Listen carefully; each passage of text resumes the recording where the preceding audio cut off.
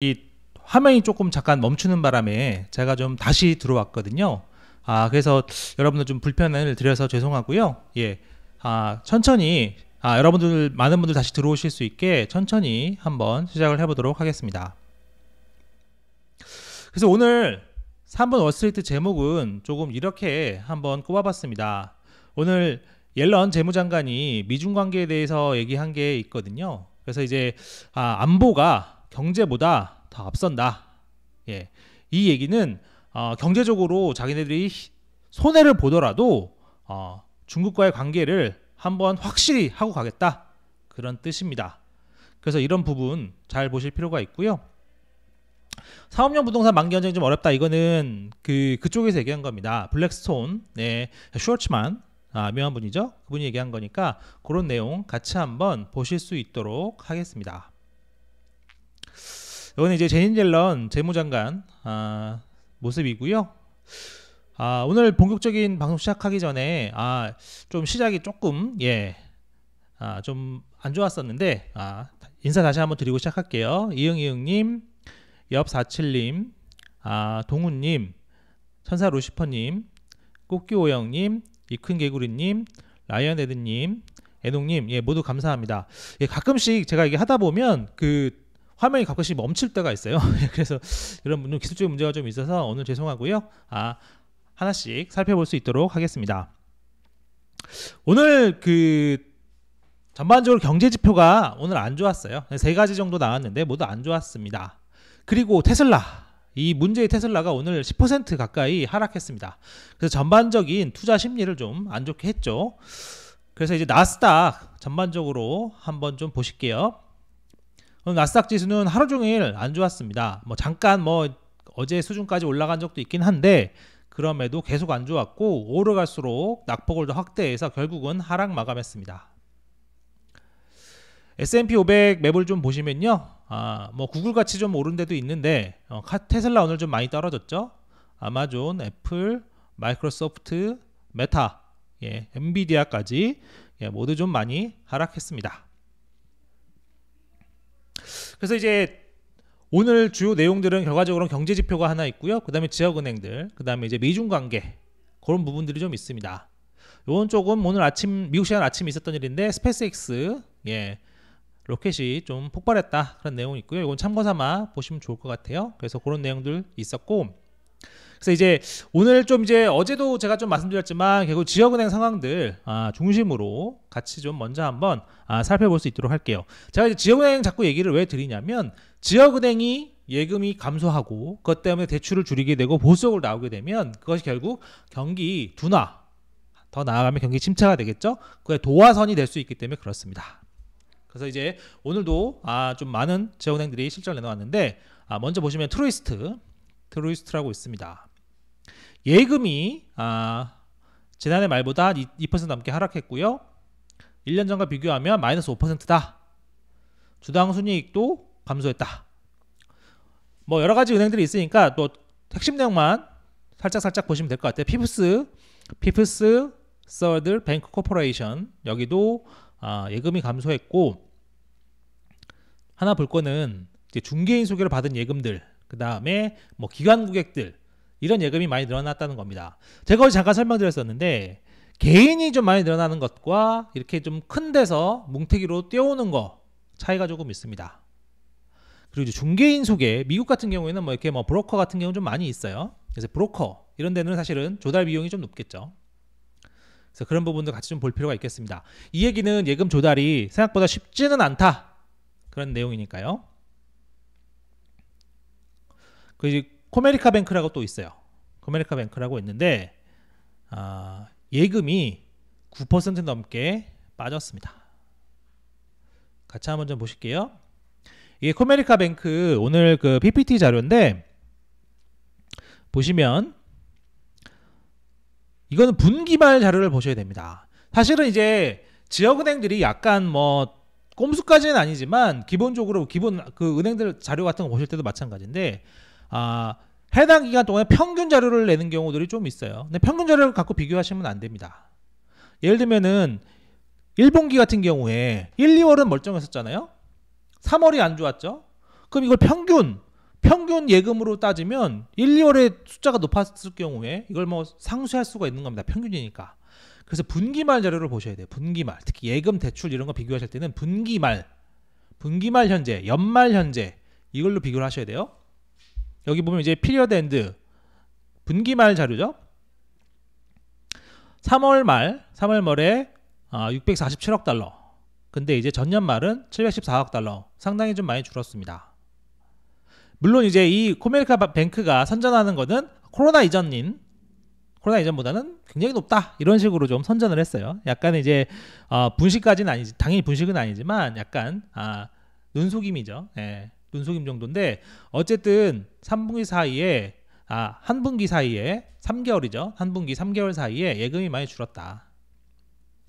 그래서 이런 부분들은 여러분들 잘 보실 게 이건 이제 월세 배치에 나온 거예요. 평균 예금이 뭐 1분기에 뭐 고작 뭐 3% 줄은 거 아니냐, 뭐 크게 뭐 문제 있느냐 뭐 이런 거예요. 이거는 뭐 이게 잘 뽑아 나왔는데 분기별 평균 뭐 분기별 변화 숫자가 뭐 3% 뭐 10% 넘는 것도 있죠. 뭐 이렇게 쭉쭉 나와 있는데, 근데 여러분들 이런 걸 아셔야 돼요. 은행은 기본적으로 별게 없다면 예금이 늘어나는 게 정상입니다. 기본적으로 예금이 늘고 대출이 늘어나는 게 정상이에요. 경제가 계속 성장하잖아요. 어쨌든 큰 별게 없으면 올해도 사실은 1분기에도 GDP가 플러스였잖아요. GDP가 플러스면 경제가 성장하는 거기 때문에 예금도 늘어나고 대출도 늘어나는 게 정상입니다. 그런데도 감소했다는 것은 굉장히 특이한 상황인 거예요. 한두 은행이 그런 게 아니라 상당수 지역은행이 그랬다는 것은 상당히 특이한 상황이다. 예금이 줄면 대출도 당연히 줄어들 수밖에 없기 때문에 이것이 경기에 영향을 줄 수밖에 없다. 이 부분을 잘 보셔야 됩니다. 그래서 단순히 뭐 평균으로 따지면 3%밖에 안 줄었는데 뭐 별거 아니야 이렇게 생각하실 게 아니라는 거예요. 그래서 그런 부분들을 좀 중요하게 보실 필요가 있습니다. 그래서 요거는 추가로 더 하나 말씀드릴 게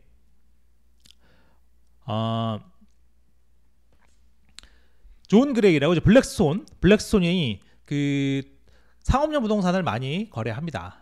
그래서 지역은행과도 관계가 좀 많이 있고요. 당연히. 그래서 이런 얘기를 오늘 했어요. 예금 압력이 다 사라진 건 아니다. 그래서 가장 중요한 거는 은행들이 갈수록 더 조심스러워하고 있고 경기를 둔화시킬 가능성이 높다는 점이다. 그런 얘기를 했어요. 물론 LTV 여러분들 많이 아실 거예요. LTV가 평균 60% 선에서 대출이 이루어졌기 때문에 시스템상으로는 뭐 관리가 가능할 수 있지만 전통적인 오피스, 그러니까 뭐 물류창고 이런 거 말고요. 오피스 빌딩 이것도 이제 뭐 새로 지은 것들은 괜찮다고 말씀드렸었잖아요. 새로 지은 거 말고 옛날 어쨌든 좀 뭐 구시가지나 뭐 아무래도 좀 인기가 덜 있는 그런 곳의 오피스 빌딩은 확실히 역풍이 있을 것이다. 그런 얘기를 했습니다.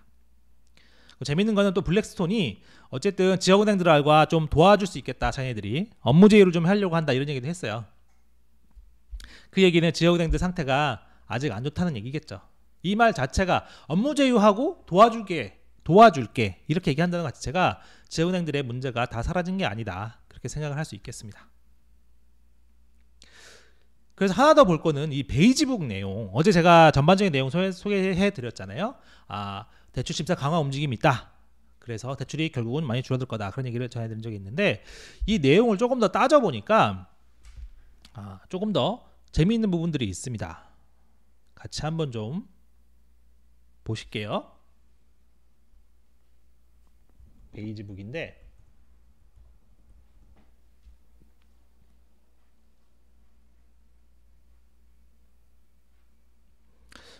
요게 이제 대충 이제 미국 같은 경우에는 주별로 있는 건 아니고 보시면 알겠지만 지역은행별로 관할 구역이 좀 넓게 갖고 있습니다. 그래서 이제 뭐 뉴욕 같은 경우에는 뭐 이렇게 뉴욕주 뭐 이렇게 갖고 있고 필라델피아는 뭐 뉴저지, 뭐 펜실베니아, 델라웨어 좀 갖고 있고 보스턴은 그 위쪽에 주들 갖고 있거든요. 그래서 요거를 전체적인 내용 말고 세부적으로 제가 일일이 다 한번 다시 살펴봤어요. 어제는 이제 나온 지가 얼마 안 돼서 잘 못 봤었는데 제가 세부적으로 다 살펴봤거든요. 그러니까 보니까 뉴욕 연방준비은행이 갖고 있는 해당 관할구역에서 보면 광범위한 금융 부문이 급격하게 악화하고 있다. 상업용 부동산은 근데 아직 큰 변화는 없다. 보스턴은 보시죠. 보스턴은 소형은행들이 대출 제한을 하고 있다.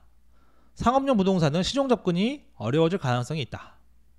필라델피아 연방준비은행 관할 지역은 기업 대출이 좀 감소하고 있다. 대출 기준이 세지고 있는 것 같다. 그렇게 얘기를 했어요. 그래서 요걸 제가 다시 한번 지역을 보시면 뉴욕주, 뉴욕시티죠. 그리고 필라델피아, 뭐 뉴저지 다 포함해서 보스턴, 요 동북부의 주요 도심 지역에서는 이 은행 문제가 좀 강하게 좀 나타나고 있는 거예요. 그런데 내용 좀 보시면 뭐 캔자스시티 뭐 전반적으로 안정적이다.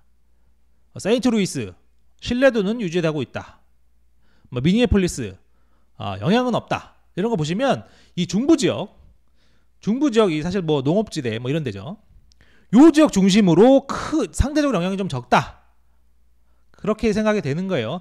당연히 샌프란시스코 이번에 그 사건이 터졌던 실리콘밸리 은행 사건이 터졌던 요 지역은 상당한 대출 감소가 있었다고 보고가 되고 있습니다.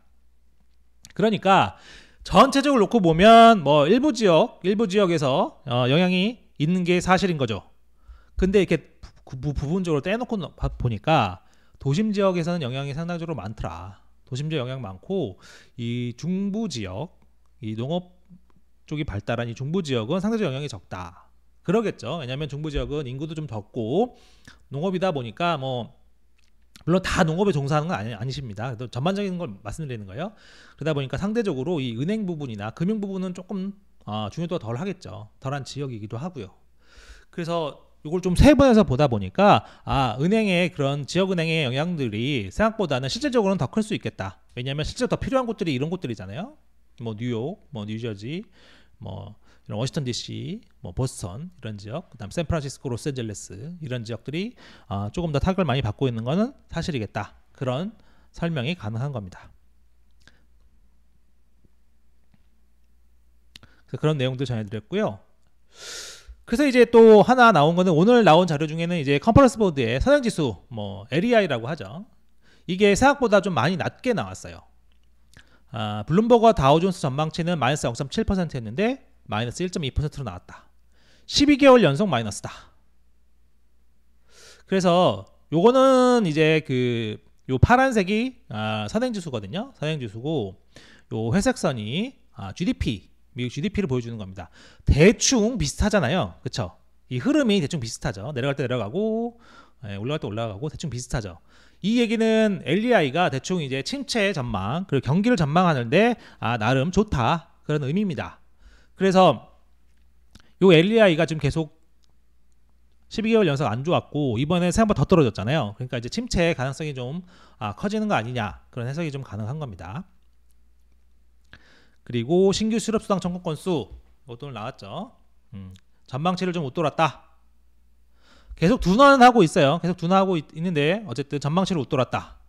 그리고 계속 청구 건수도 올해가 생각보다 많았다. 그러니까 자꾸 이런 얘기가 나오는 겁니다. 경기 침체가 오고 있다고 말할 수 있다. 뭐 FDW 본즈 여기는 뭐 좀 그동안 좀 보수적이었던 것 같아요. 수개월 동안 나는 계속 지켜봤는데 이제는 침체가 온다고 말할 수 있을 것 같아. 그런 얘기를 했어요. 뭐 이거는 뭐 다 아실 거예요. 어쨌든 신규 실업수당 청구 건수가 늘어나고는 있지만 여전히 24만 대다. 그런 부분들.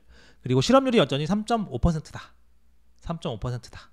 이 얘기는 고용시장이 둔화하고 있지만 연준이 생각하는 만큼 그리고 연준이 바라는 만큼 빠르게 되고 있는 건 아니다. 그런 얘기입니다. 필라델피아 연은 지수는 뭐 좀 둔화했는데 앞서서 그 엠파이어 스테이트 제조업 지수 그거는 뭐 생각 외로 높았다. 그 점 때문에 이거는 조금 감안해서 보셔야 될 것 같아요.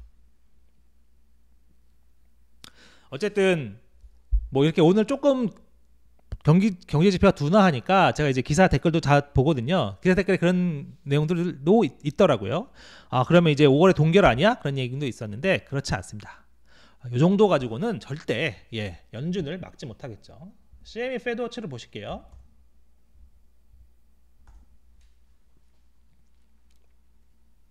이거는 뭐 시장에서 보는 거니까 이제 조금 떨어지긴 했는데 여전히 5월에 0.25 인상 확률이 80%가 넘습니다. 80%가 넘죠. 예. 그러니까 뭐 일부 지표 둔화 가지고는 연준을 막을 수 없다. 그 내용은 확실하다. 그 내용을 알고 계시면 될 것 같고요. 오늘 로레타 메스터가 그런 얘기를 하기도 했어요. 예. 금리 5% 이상으로 가야 한다. 그리고 한동안 실질 정책금리가 플러스를 유지해야 될 것 같다. 그런 얘기를 했어요. 이제 제 방송 보신 분들은 이제는 뭐 그 얘기를 뭐 잘 아실 텐데, 존 윌리엄스 뉴욕 연방준비은행 총재가 실질 정책금리가 플러스 한 1.5까지는 가야 된다. 1.5%포인트까지는 가야 된다. 그런 얘기를 했었죠. 근데 이제 대충 보면 이제 대충 플러스 정도예요. 요거의 기준은 연준의 정책금리, 그 기준금리죠. 그거랑 근원 PCE를 뺐을 때의 그 금리를 말하는데 2월 근원 PCE가 4.6%거든요. 그러니까 지금 기준금리가 4.7에서 5.0이잖아요. 그러니까 이제 약간 실질 정책금리가 플러스가 된 상황입니다. 존 윌리엄스 얘기까지 가려면 뭐 한참 더 가야 되는 거고, 어쨌든 메스터는 플러스를 좀 한동안 유지해야 되겠다. 이런 얘기를 했으니까 일단은 5월까지는 가는 거고, 뭐 시티 같은 경우에는 그거 말고도 한 번 더 올릴 수도 있을 것 같아. 그런 얘기를 한 거죠. 어제 이제 노현철 쿠키피탈 그룹 매니징 파트너도 비슷한 얘기를 했죠. 예. 단순히 5월에만 올리고 이제 다 끝났다고 생각하면 조금 이른 것 같다. 그런 얘기를 하기도 했었습니다. 저는 이제 아직은 5월까지만 올린다는 생각을 갖고 봐야 된다고 생각은 합니다만, 어쨌든 연준이 단순히 그냥 무조건적으로 뭐 다른 지표와 관계없이 무조건적으로 5월에 중단한다. 그건 5월까지만 올리고 중단한다. 그건 아니란 얘기 조금 더 보시면 될 것 같아요. 그래서 시장 내용 좀 더 보시면 울프 리서치에서는 이런 얘기를 했습니다. 연준이 지금의 기조를 유지한다면 금융시장은 계속 긴축할 것이고 경기는 침체로 빠져들 것이다. 그러면 증시는 급격히 떨어져야 된다. 네, 뭐 오늘 뭐 좀 떨어지긴 했습니다만 뭐 한동안은 좀 계속 눈치 보기 시속 게임이 이어졌었죠. 그래서 상승도 위험이니까 상승 위험은 연준이 인플레이션과 싸우면서 너무 빨리 손을 뗄 때인데, 이 경우에는 1년에서 2년 뒤에 엄청난 후폭풍이 있을 수 있다. 그 얘기는 그 뒤에 다시 인플레이션이 뛰어서 엄청난 대가를 치를 수 있다. 그런 얘기겠죠. BTIG에서는 좀 재밌는 얘기도 했어요. 일부 투자자들은 증시 하락보다 디폴트 가능성이 더 높다고 보는 것 같은데, 이거 좀 이상한 거 아니야? 이렇게 얘기한 거죠. 디폴트 가능성이 있다면 빅스가 더 높아야 될 거다. 그런 얘기 한 겁니다. 뭐 미국의 뭐 시리즈 프리미엄 좀 올라왔다는 내용도 있는데, 이거는 그냥 참고삼아 보시면 될 것 같아요. 뭐 심각한 문제는 아닙니다. 어쨌든 뭐 실적은 지금까지는 안 나쁜 거 아니냐? 뭐 이런 얘기도 있긴 해요. 실제로도 그렇기도 하고. 근데 이제 본격적인 싸움은 다음 주 이후에 이제 아무래도 빅테크 실적이 나오니까 이걸 좀 봐야 되지 않겠느냐. 이게 핵심이다. 그런 얘기를 했어요. 사실은 대형은행은 이번 뭐 은행 소요에서 대형은행은 좋을 것이라는 게 명확했기 때문에 그거는 좀 사실 약간 제외로 보긴 해야 됩니다.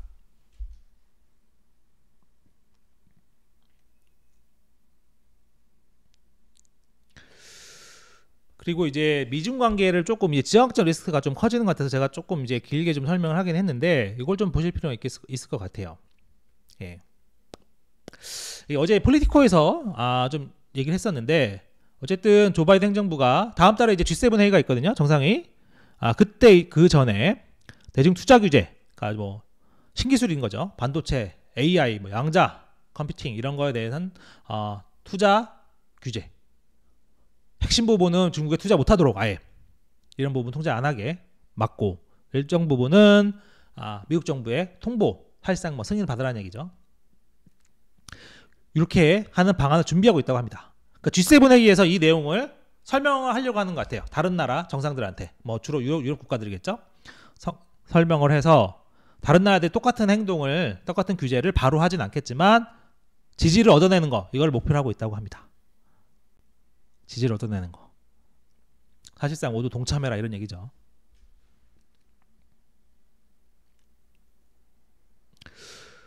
그래서 오늘 제닛 옐런 재무장관이 이런 얘기를 했어요. 아주 중요한 얘기를 했습니다. 중국과의 관계에서는 국가 안보가 가장 중요하다. 우리는 이것이 경제적 이해와 상충된다고 해도 타협하지 않겠다.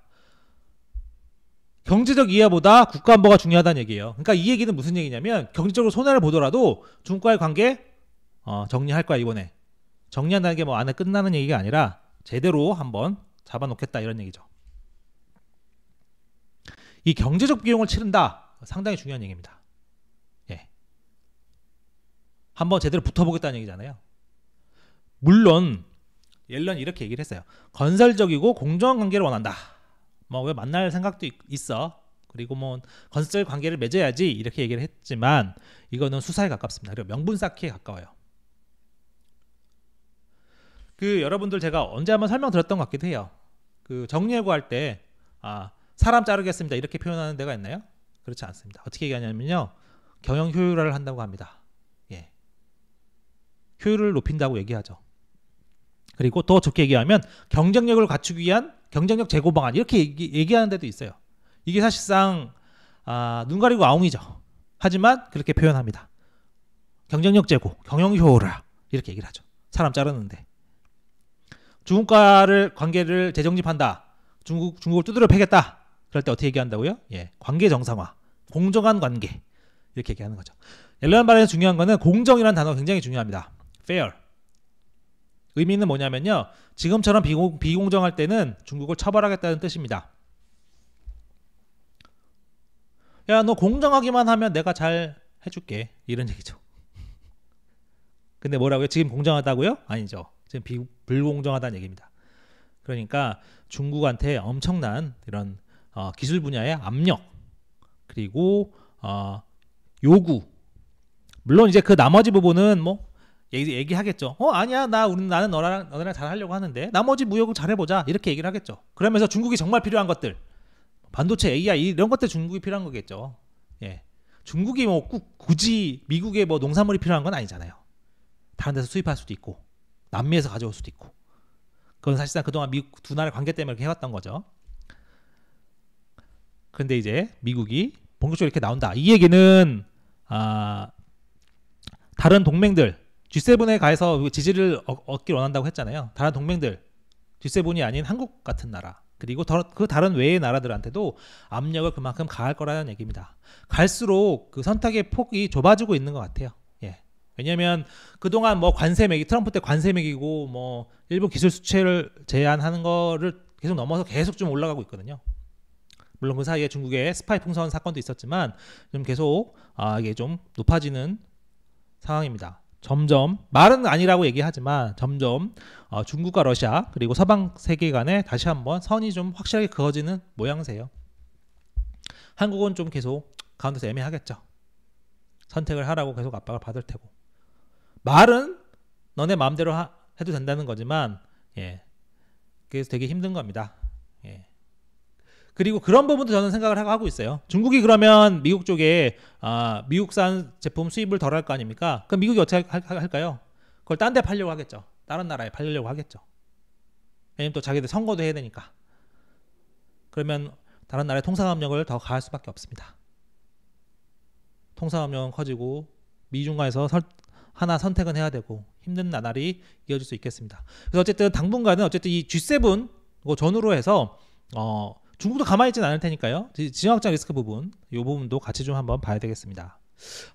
제가 이제 중간에 조금 이렇게 화면이 좀 한번 멈춰서 조금 어려움이 있었는데 인사 다시 한번 드리고 Q&A 할 수 있도록 하겠습니다.